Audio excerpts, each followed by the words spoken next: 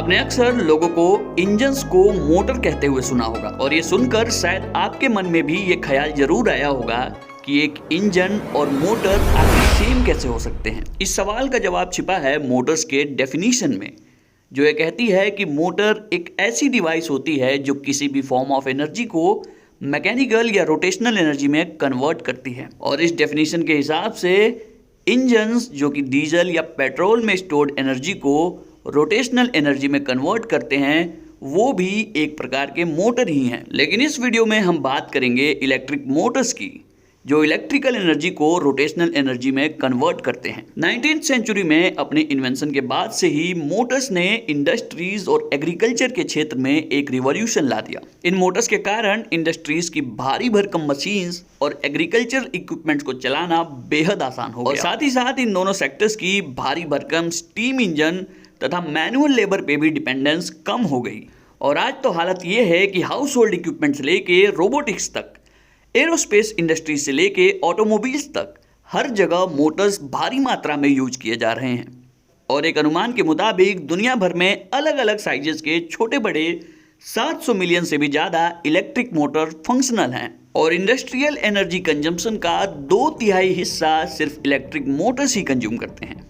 और अगर बात करें ग्लोबल एनर्जी कंजम्पशन में इनके हिस्सेदारी की, तो इलेक्ट्रिक मोटर्स दुनिया में खर्च होने वाली टोटल एनर्जी का 46% हिस्सा कंज्यूम करते हैं।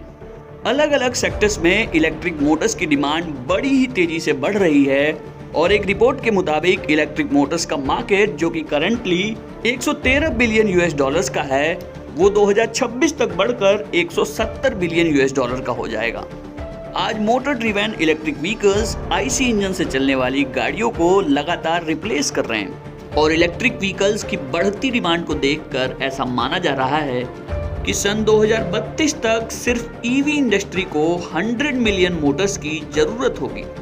ऐसा इसलिए क्योंकि परफॉर्मेंस के टर्म्स में इलेक्ट्रिक मोटर्स IC इंजन्स के कंपैरिजन में कहीं ज़्यादा बेटर हैं। ये IC इंजन से ज़्यादा एफिशिएंट, लाइट वेट और पावरफुल तो होते ही हैं, और साथ ही साथ ये IC इंजन्स की तरह हार्मफुल गैसेज जैसे कि कार्बन मोनोऑक्साइड और नाइट्रस ऑक्साइड को एटमॉस्फेयर में रिलीज भी नहीं करते। एक IC इंजन में एनर्जी जनरेशन छोटे छोटे ब्लास्ट के कारण होता है, जिसकी वजह से इनके पिस्टन में एक लीनियर मोशन जनरेट होता है, जिसे बाद में बहुत कॉम्प्लेक्स मैकेनिज्म्स की मदद से रोटेशनल मोशन में कन्वर्ट किया जाता है, जिसकी वजह से IC इंजन्स बहुत ज़्यादा बल्की और अनस्टेबल होते हैं। और ऑपरेशन के दौरान ये बहुत ज़्यादा वाइब्रेशन और नॉइज भी प्रोड्यूस करते हैं। जबकि इलेक्ट्रिक मोटर्स मैग्नेटिज्म और इलेक्ट्रोमैग्नेटिक इंडक्शन जैसी फिनोमिनास की मदद से इलेक्ट्रिकल एनर्जी को डायरेक्ट रोटेशनल एनर्जी में कन्वर्ट करते हैं, और ये प्रोसेस पूरी तरह से वाइब्रेशन फ्री और एमिशन लेस होता है। साथ ही साथ इलेक्ट्रिक मोटर्स में इंजन के कंपैरिजन में बहुत ही कम मूविंग पार्ट्स होते हैं, जिनके कारण मोटर्स पूरी तरह से वाइब्रेशन लेस और मेंटेनेंस फ्री होते हैं। और अगर बात करें एफिशिएंसी की, तो एक इलेक्ट्रिक मोटर IC इंजन के कंपैरिजन में लगभग 3 गुना ज़्यादा एफिशिएंट होता है। जहां तक एक IC इंजन सिर्फ 30 से 35% एफिशिएंट होता है, वहीं पे एक इलेक्ट्रिक मोटर 95% तक एफिशिएंट हो सकता है। इलेक्ट्रिक मोटर्स की दूसरी बड़ी खासियत है इनका हर RPM पे एफिशिएंट और स्टेबल होना। एक IC इंजन की एफिशिएंसी अलग अलग RPMs पे अलग अलग होती है, जबकि इलेक्ट्रिक मोटर्स की एफिशिएंसी हर एक स्पीड रेंज पे सिमिलर होती है। इसके अलावा अगर बात करें पावर और टॉर्क की, तो IC इंजन एक निश्चित स्पीड पे ही पीक टॉर्क और पीक पावर जनरेट करते हैं, जबकि इलेक्ट्रिक मोटर्स हर एक स्पीड पे अपना पीक टॉर्क और पीक पावर जनरेट कर सकता है।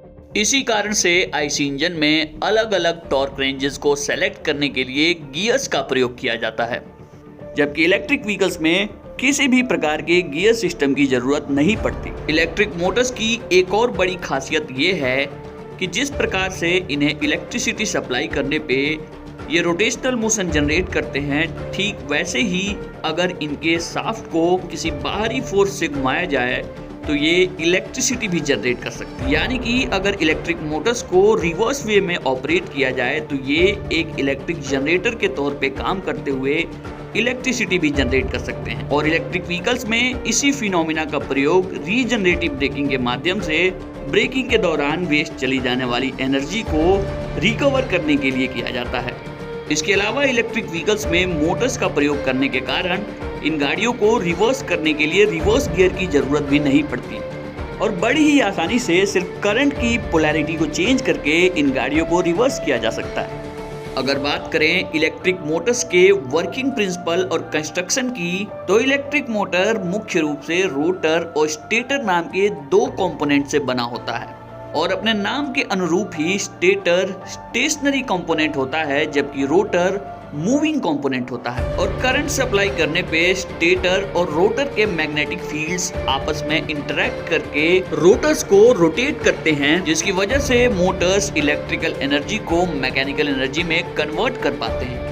अगर बात करें इनके टाइप्स की, तो करंटली मार्केट में डिफरेंट टाइप्स के एसी और डीसी मोटर्स अवेलेबल हैं और अलग अलग प्रकार के इलेक्ट्रिक मोटर्स का अलग अलग एडवांटेज और डिसएडवांटेज होता है। जहां पे एसी मोटर्स जनरली ज्यादा पावरफुल और मेंटेनेंस फ्री होते हैं, जबकि डीसी मोटर ज्यादा एफिशिएंट और चीपर होते हैं। साथ ही साथ डीसी मोटर्स को कंट्रोल करने के लिए कम कॉम्प्लेक्स सर्किट का प्रयोग होता है, जिनकी वजह से इनकी कॉस्ट और ज्यादा कम हो जाती है। डीसी मोटर्स की एक और खासियत ये होती है कि इन्हें डायरेक्ट बैटरी के डीसी करंट से ऑपरेट किया जा सकता है, जबकि एसी मोटर्स को चलाने के लिए एसी करंट की जरूरत पड़ती है, जिसके लिए बैटरी के डीसी करंट को एसी में कन्वर्ट करना पड़ता है और ऐसा करने के लिए इन गाड़ियों में इन्वर्टर नाम का एक एडिशनल कंपोनेंट लगाना पड़ता है जो बैटरी के डीसी करंट को एसी में कन्वर्ट करता है। तो कैसी लगी इलेक्ट्रिक मोटर्स के बारे में ये वीडियो हमें कमेंट बॉक्स में लिख के जरूर बताएं और इलेक्ट्रिक व्हीकल से रिलेटेड ऐसे ही इंटरेस्टिंग वीडियोस के लिए हमारे चैनल को सब्सक्राइब करें।